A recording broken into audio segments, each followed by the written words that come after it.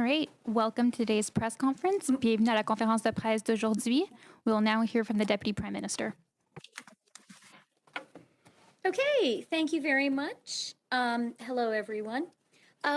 Before we begin, I would like to express my sadness and utter horror at the discovery of the remains of 215 children in an unmarked mass grave in Kamloops.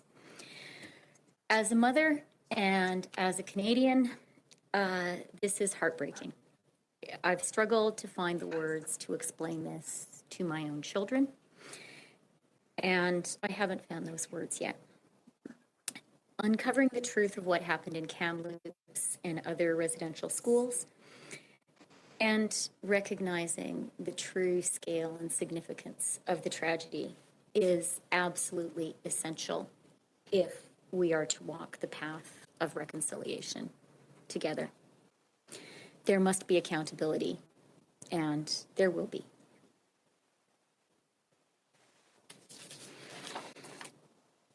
Since the onset of the COVID pandemic, we have done whatever it takes to help Canadian workers and businesses weather the storm, and we continue to do that.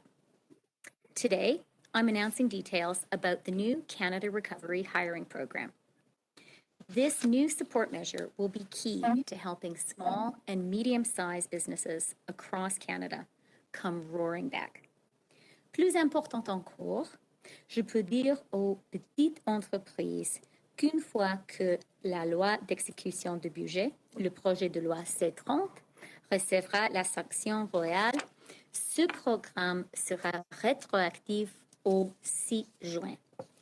Ce qui veut dire que, en réalité, il s'appliquera à partir de cet dimanche. Et il couvrir jusqu'à 50% de l'augmentation de la masse salariale payée par les employeurs admissibles, et ce jusqu'au 20 novembre de cette année. Il s'agit d'un programme qui vise l'emploi et la croissance. Il est indispensable à la relance de nos petites et moyennes entreprises, qui, elle, est indispensable à notre relance en général. Ce programme va aider les gens, autant les propriétaires d'entreprises que les travailleurs, à reprendre le cours de leur vie. Au cours des 15 derniers mois, nous nous sommes constamment adaptés aux nouveaux besoins des entreprises au fil de l'évolution de la crise. Et même si nous voyons maintenant la lumière au bout du tunnel, grâce à la sagesse des Canadiens et à l'accessibilité des vaccins, nous sommes prêts à toute éventualité. Dans le budget de cette année, nous avons donc proposé de prolonger la subvention salariale, la subvention pour le loyer et la mesure de soutien en cas de confinement jusqu'en septembre. Ces programmes ont fait partie intégrante du soutien que nous avons offert aux travailleurs et aux entreprises d'un bout à l'autre du pays. Et c'est toujours le cas. The wage subsidy has already helped more than 5.3 million Canadians keep their jobs. The rent subsidy and lockdown support have already helped more than 187,000 organizations with rent, mortgage, and other expenses. Extending these supports means that millions of jobs will continue to be protected, and it will put businesses in a position to come back with vigor and strength. As the economy reopens, we know that our support measures must evolve as well. This year's budget is about jobs, economic growth, and powering the recovery. It's about making targeted investments to heal the wounds of COVID and putting Canada on track towards higher growth, greater prosperity, and a cleaner, greener future. But for that to happen, businesses must be able to rehire the workers they've had to lay off because of COVID, or to bring on new workers. That is where the Canada Recovery Hiring Program comes in. This program has been carefully targeted to help employers whose revenue continues to suffer because of the pandemic. It can offset by up to half the new labor costs incurred by eligible employers as they get back on their feet. Une société à but lucratif ne serait admissible à la subvention à l'embauche que s'il s'agit d'une société privée sous contrôle canadien. D'autres employeurs admissibles sont des gens, des organisations sans but lucratif et des organismes de bienfaisance enregistrés. Nous estimons que ce programme coûtera 595 millions de dollars en 2021-22. Les types de rémunération admissibles pour la subvention salariale d'urgence du Canada seraient également admissibles au programme d'embauche. Ceux-ci comprennent généralement les traitements, le salaire et les autres rémunérations pour lesquelles leurs employeurs sont tenus de retenir l'impôt sur le revenu. Toutefois, elle ne comprend pas les indemnités de départ ni les avantages d'option d'achat des employés. De plus, la rémunération pour ces employés doit être versée au cours de la période d'admissibilité. So, for example, if you're a restaurant owner who had to lay off half your workforce of 10 last year, and you now think you can get back to your full complement by late summer, up to 50% of that payroll increase could be covered by this program. This will provide the businesses that are so critical to the health of our communities, small and medium-sized enterprises, with the stability they need to plan their comeback on a timeline that makes sense for them. I'll conclude by emphasizing this point.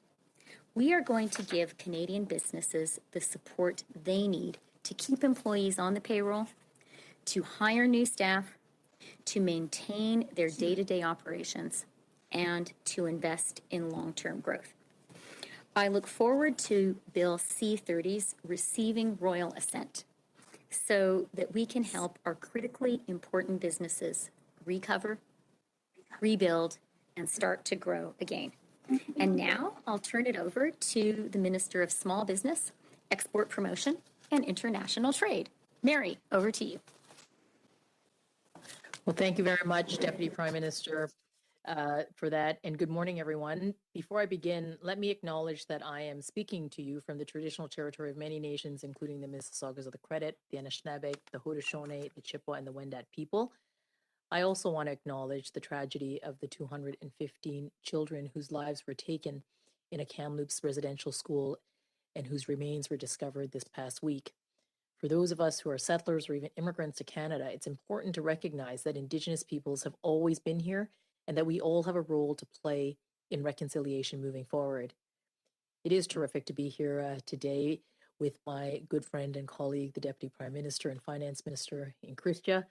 Just 2 months ago, Chrystia tabled a historic budget that sets us up to finish the fight against COVID-19, keeping Canadians healthy and safe, and to build a fairer, more prosperous, and greener future.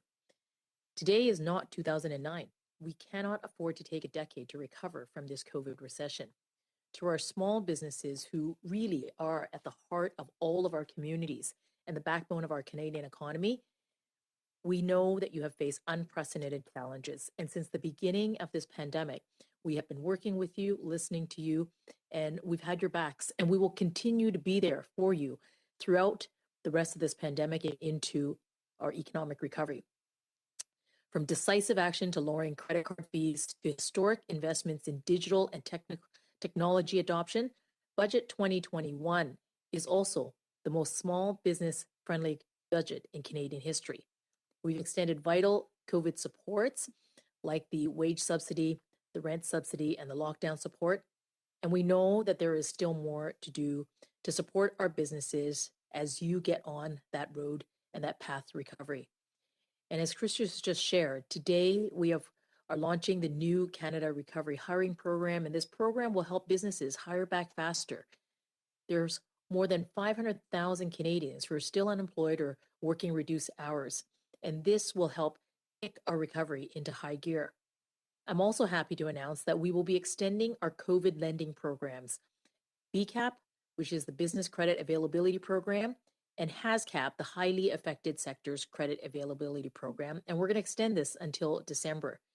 To date, HASCAP has provided $732 million in loans, and BCAP has provided over $2 billion in loans for businesses across this country. By extending these programs, we're providing Canadian businesses in some of the sectors that have been the hardest hit with the much needed liquidity to finish this fight against COVID-19 and to bridge them to the other side of this pandemic. We're also investing to ensure that our recovery and our long-term growth is inclusive, whether it is women entrepreneurs or Indigenous entrepreneurs. I'd like to say that just earlier this week, I, along with financial institutions and Black business organizations across the country, launched the Black Entrepreneurship Loan Fund. And starting this week, Black entrepreneurs and businesses can apply for loans up to $250,000. And this fund is just one pillar of our government's over $400 million Black entrepreneurship program, addressing systemic barriers and supporting the success of Black entrepreneurs and Black-owned businesses. Our investments, including today's announcement, will get us on that road to recovery. It will take us to where we need to go to be competitive, to be prosperous, to be inclusive, and even more resilient for the years to come. And with that, I think we are opening it up and welcome questions. Thank you, Deputy Prime Minister and Minister. We will now turn to the phone for questions. It'll be one question, one follow-up. Ça sera une question et une question en suivi. Opérateur? Thank you. Merci. Please press star 1 at this time if you have a question. S'il vous plaît, appuyez sur étoile 1 maintenant pour poser une question. The first question is from, la première question est de Julie Gordon, Reuters.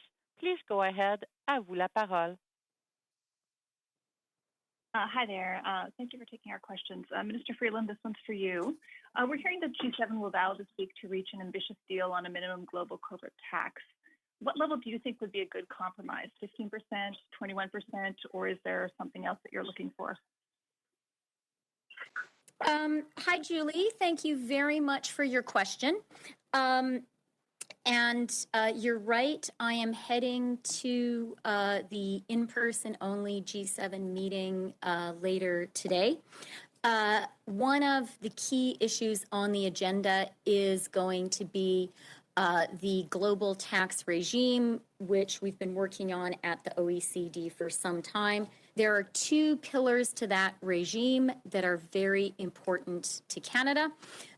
Pillar 1 concerns the digital services tax, and I would just remind Canadians that in the fall economic statement last November and in the budget, we committed to introducing a digital services tax on January 1st of 2022. It would very much be our preference to act together with the international community and to act in a multilateral way. So for us, an agreement on Pillar 1 is really important, and I think important progress is being made and has been made there. Pillar 2, which you asked about, concerns a global corporate minimum tax, and Canada is very supportive of getting a global corporate minimum tax in place. We are supportive of the clear position that Secretary Yellen has taken and the argument that she has made that an international race to the bottom on corporate taxes hurts every country, and acting collectively is the way that we can stop that and maintain national tax bases.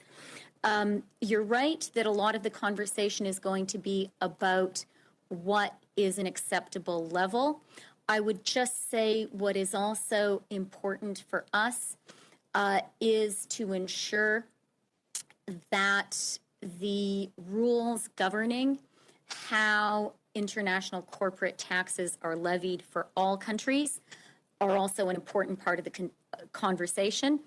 And just to reemphasize, for us, what we're looking for is a deal on both pillars 1 and 2. It's important for us that they go together.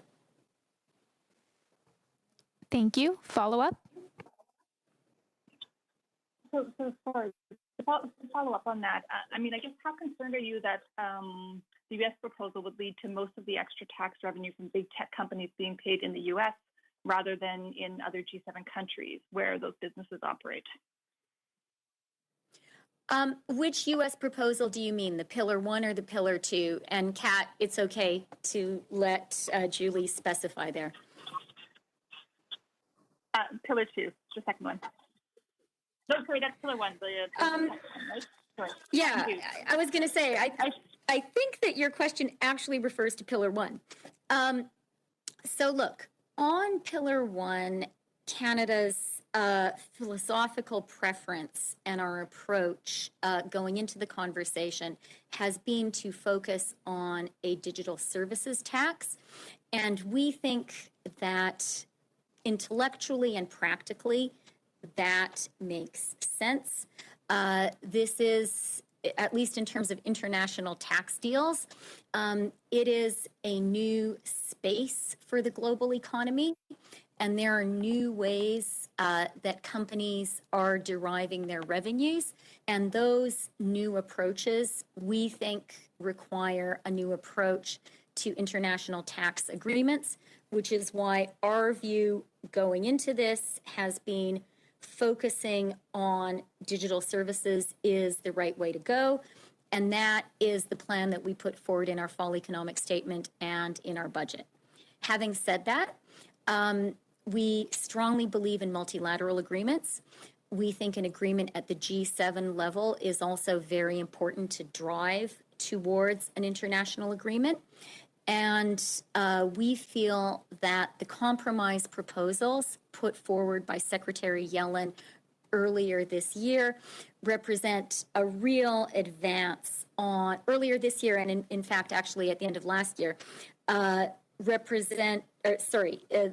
proposals put forward by Secretary Yellen this year represent a real advance on the U.S. position and put us in a place where compromise and a deal are possible.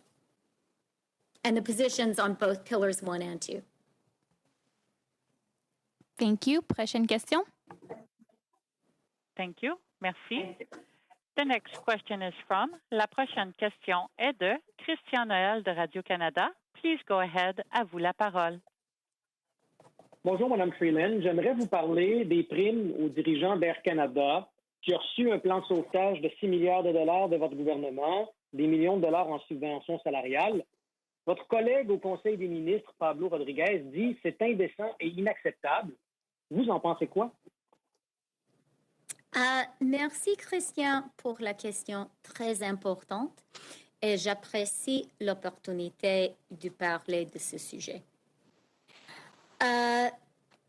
Je veux commencer avec l'approche que notre gouvernement a prise concernant l'économie, concernant les Canadiens et Canadiennes et les entreprises canadiennes et canadiennes du début de la pandémie. On a compris que c'était une crise économique extraordinaire et que le pays a eu besoin de l'aide du fédéral. Et on a fait beaucoup pour préserver les emplois des Canadiens et Canadiennes, pour aider les Canadiens et Canadiennes et pour aider les entreprises canadiennes et canadiennes. Et on a compris que c'était important pour les gens particuliers, mais aussi c'était important pour préserver la capacité économique de notre pays pour avoir la possibilité d'avoir une relance économique forte. Et je reste convaincue qu'on a fait la bonne chose. Notre approche aussi était de savoir que les Canadiens et Canadiennes, les entreprises canadiennes, que nous sommes des gens avec la bonne volonté est que nous sommes un pays où tout le monde, ou peut-être presque tout le monde, comprend que chacun a une responsabilité l'un à l'autre et une responsabilité à faire sa juste part. Concernant Air Canada en particulier, je veux souligner que c'était dans cet esprit que j'ai juste exprimé qu'on a fini l'accord avec l'Air Canada, l'accord pour l'appui. Je veux vous rappeler que cet accord inclut des mesures strictes concernant la rémunération des exécutifs en l'avenir, commençant avec l'accord. Mais je dois dire que je pense que toutes les entreprises, surtout les plus grandes entreprises du Canada, devront comprendre qu'ils ont une responsabilité face aux Canadiens et Canadiennes, au notre pays, à faire sa juste part. Et je suis déçue de ce que certaines entreprises ont fait. Et je veux aussi souligner, en ce qui concerne Air Canada en particulier, c'était très important pour moi, pour le fédéral, d'acheter une partie de la compagnie. C'était important pour donner aux Canadiens et Canadiennes l'opportunité de profiter avec la croissance de la compagnie. Mais je veux souligner aussi que maintenant, le Canada, le gouvernement, est une des plus importants, une des plus grandes parties de l'Air Canada. Cette compagnie appartient à nous et ça donne au Canada une voix importante dans les décisions de la compagnie. On va utiliser cette position. If you don't mind, I'd like to repeat my answer in English. Is that okay? Ça va, Chrystia? Allez-y, oui, j'ai ma question de suivi tout de suite après. Okay. So let me just start. Thank you very much for the question. It's a very important one, and I'm really glad to have the opportunity to comment on it. So let me just start by reminding people that from the beginning of this unprecedented global pandemic, our government has taken the view that our government needed to be there for Canadians. We understood we needed to be there to support individual Canadians who lost their job or couldn't work because of COVID. We needed to be there to help people keep their jobs. And we needed to be there to help Canadian companies stay afloat through the crisis. And we did that because we know that by preventing economic scarring, by preserving the economic capacity of the country, that is going to give us all the best chance of a strong and robust recovery. And I know that that has been the right thing to do, and it continues to be the right thing to do. But let me also say that our approach overall has been premised on something I also believe in very strongly, which is that Canadians are smart and that we really are a country that believes in doing the right thing. We are a country of people who know that we all have to do our fair share and we all have to support each other. And I believe that is true of the overwhelming majority of individual Canadians and of the overwhelming majority of Canadian businesses. But I'm very disappointed that there are some businesses that seem not to be behaving in that spirit. That is not the Canadian way, and that is not the way that our country we'll get through this crisis and punch our way out of the COVID recession. Further, specifically with regard to Air Canada, I want to mention a couple of things. First, on a going forward basis, it was very important for me that we impose strict limits on executive compensation. There was some resistance to that, but those limits are there and they will be in place until 12 months after Canada's loans are repaid. Second of all, it was important for me that the Government of Canada take an equity stake in Air Canada. My view was that our support to Air Canada was there to maintain the viability of the company and that it would do that job, that it would help Air Canada recover. And it was important to me that the people of Canada who are underwriting the recovery of Air Canada should have a part in the upside.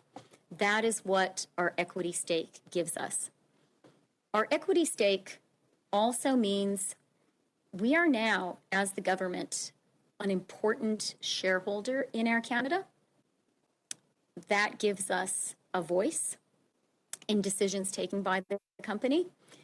And we will not shy away from using that voice to express our very reasonable view of what constitutes responsible corporate behavior. Canadian companies receiving money from the government have a duty to behave responsibly when it comes to regular Canadians who are now their shareholders as well as their customers. And I also want to say to the people who work at Air Canada, you do a fantastic job. You have been doing a fantastic job in very difficult circumstances. Our agreement with Air Canada also included employment guarantees. And the trust in those, the hard work of those people, many of whom have been laid off, really also, any responsible management needs to honor that as well. Je suis prête pour la suivi. Merci beaucoup, Mme Freeland. Écoutez, c'est une longue réponse dans laquelle il y a beaucoup de choses en général, mais pas beaucoup de choses spécifiquement sur Air Canada, sur quoi portait ma question. Donc, je vous demanderai, s'il vous plaît, de restreindre vos commentaires spécifiquement à Air Canada et non pas sur le plan de sauvetage de l'économie canadienne au complet. Vous avez dit, je suis déçu en général que des compagnies ne suivent pas les règles, mais vous n'avez pas rien dit directement à propos d'Air Canada. Votre collègue dit c'est indécent et inacceptable. Vous, à propos d'Air Canada, trouvez-vous que c'est indécent et inacceptable? Non, merci pour la question. Je suis la ministre des Finances et c'est aussi mon devoir de faire des commentaires plus généraux concernant l'économie. Mais je suis très prête de faire un commentaire très précis concernant Air Canada. Je suis très déçue. Je pense que c'est inapproprié. Et je dis ça aussi en tant qu'une des actionnaires principales de la compagnie. Thank you. Next question.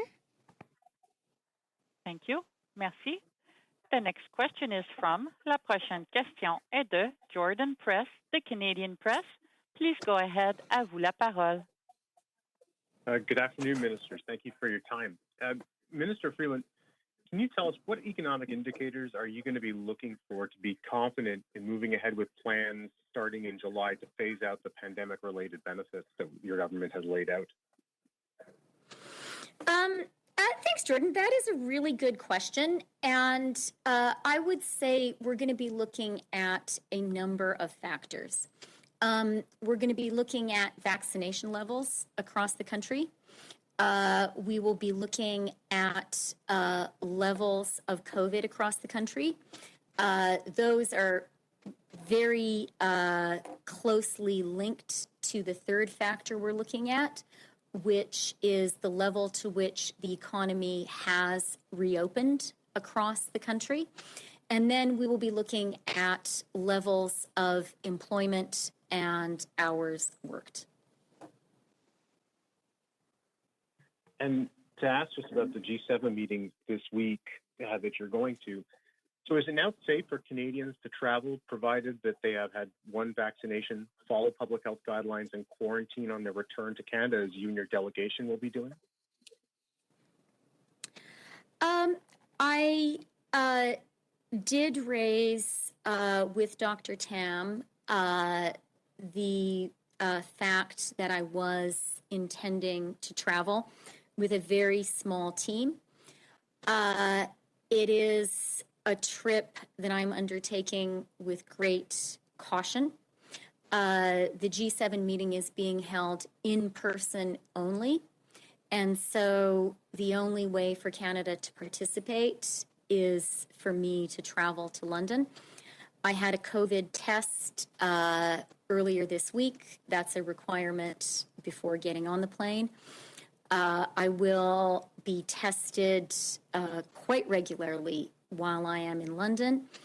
And when I return home, I will follow, of course, all of the public health guidance, which means hotel quarantine and testing upon arrival.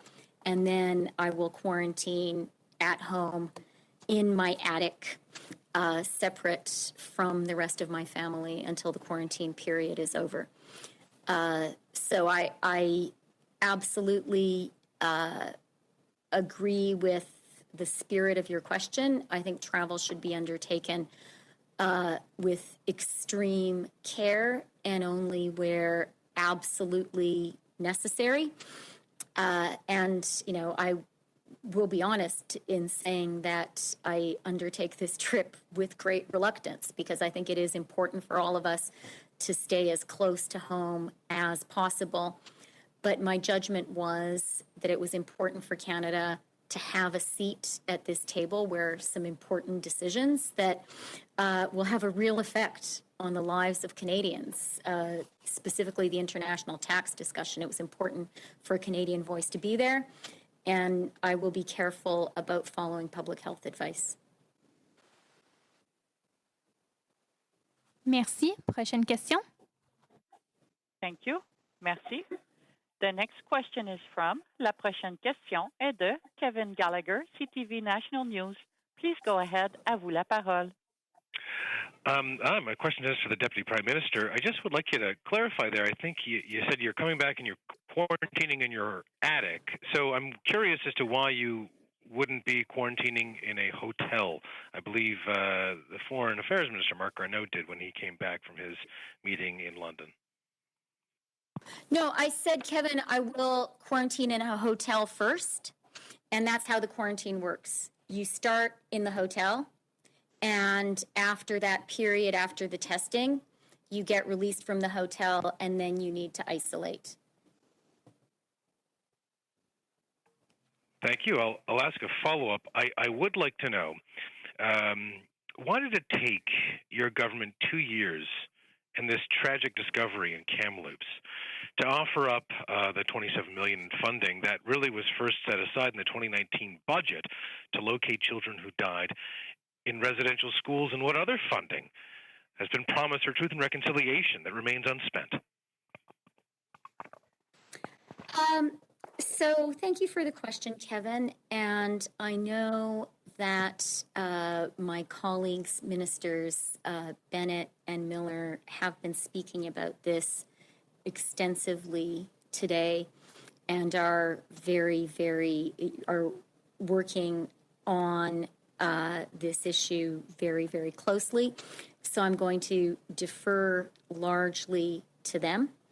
What I do want to assure Canadians of is our government since we were first elected in 2015 has been sincere, but also very practical and diligent in our financial commitment to reconciliation. We have invested very significantly in all aspects of reconciliation. That approach continues with this year's budget, which includes $18 billion towards a gamut of support measures for the Indigenous people in Canada. And in saying that, I also want to say we know that this is just a beginning. The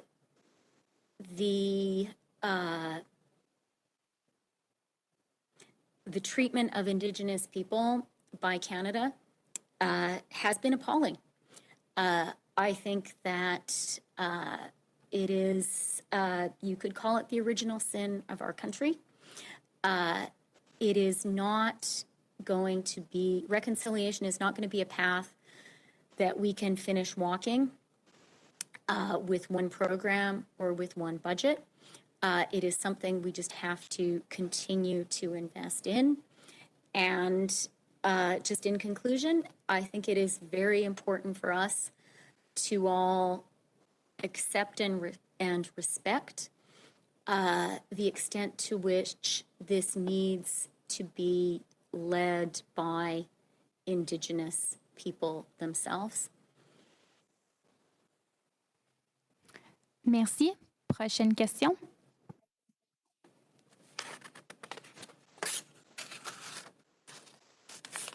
Mark Randall, Globe and Mail. Please go ahead. À vous la parole. Hi, this question is for the Deputy Prime Minister. Thanks for taking the question. On the recovery hiring benefit, wondering what the thinking was around excluding companies that didn't have a payroll as of March, and whether there's any concerns that new companies won't be eligible for this. Thanks for the question, Mark. It's good to have a question on the recovery hiring program. Look, our view is that as we move into what I believe will be, and there's some indicate, we've already seen some recovery, a robust recovery, our support needs to be increasingly targeted. And the companies who need our support the most, I think everyone would agree, are the companies that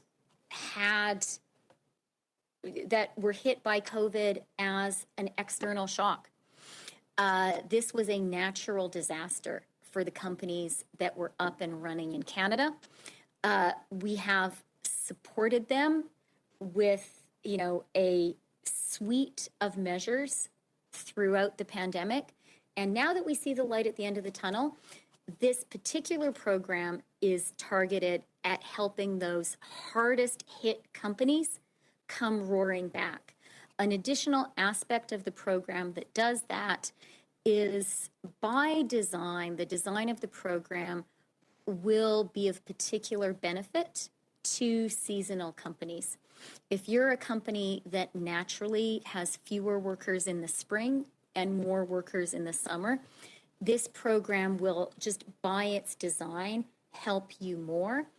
That is a feature and not a bug of the program, because we know that our seasonal businesses in tourism and in hospitality have been among the hardest hit by COVID. And so this program will quite intentionally give them a little extra support.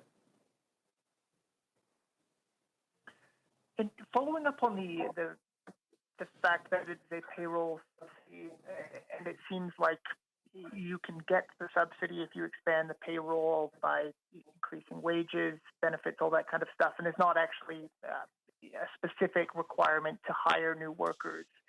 Is there any concerns that the program is going to be used in a way that doesn't lead to increased employees, or are there any concerns or possible tweaks to make sure that the program is directed to creating new jobs?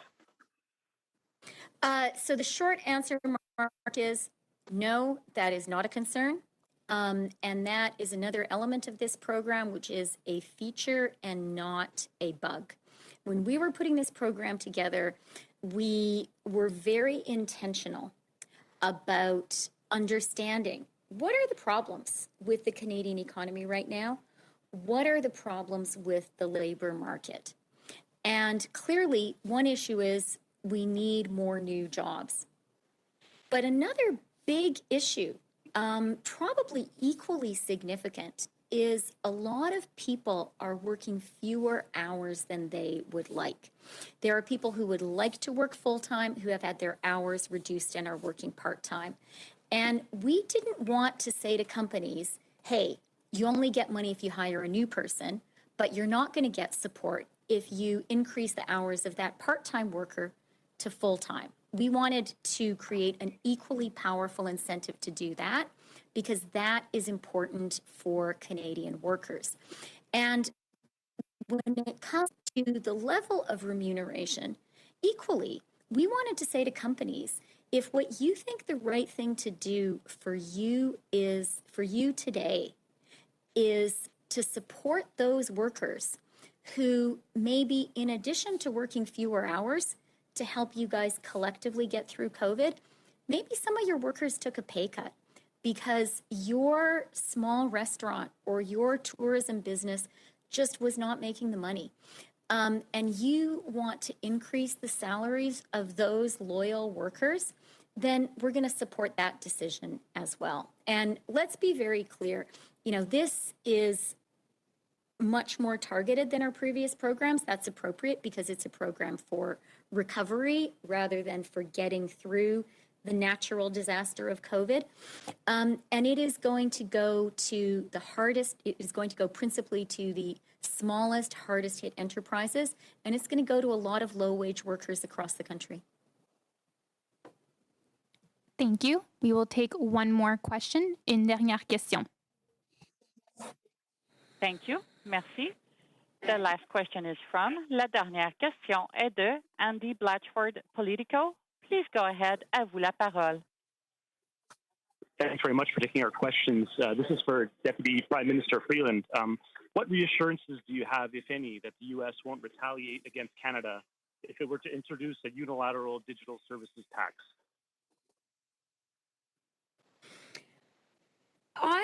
Thanks for the question, Andy. That is an issue which I have discussed with the Treasury. It's an issue which many of our other G7 partners, notably in this particular case, France and the UK, are concerned about as well. Those two countries both have a digital services tax in place. I think there are a couple of key points. One is, and probably this is the most important one, Canada is committed to acting unilaterally, not as a first preference. Our preference overwhelmingly is to act multilaterally. But there have been multilateral discussions around this issue for many, many years. And what I think Canadians all learned in the 2019 election, when we campaigned on this issue, was Canadians said, you know what, it's time for us to act. The uneven impact of the COVID pandemic on the economy has further strengthened that commitment, that desire among Canadians for action. And so our government feels that it is necessary and absolutely right for us to make the commitment to Canadians and to our partners at the G7 that, look, we prefer to act together, but we can't wait indefinitely. And so absent a multilateral deal, we will act unilaterally. So I think that commitment to multilateral action and that being our preference is very important, and that's something which we have been discussing with our partners. And to go back to a question that I received, a question from earlier in this press conference, that's really one of the key reasons that I am traveling to London for this G7 meeting, is because of Canada's commitment to reaching a multilateral agreement. And it's in the spirit of those negotiations that, we have made clear our commitment to acting unilaterally if there is no multilateral deal to be had. But I'm an optimist. We've been having good conversations among our partners. I want to emphasize again that the new U.S. administration and Secretary Yellen personally have taken a much more, have taken an approach of compromise. And I think that really does mean a deal is within reach.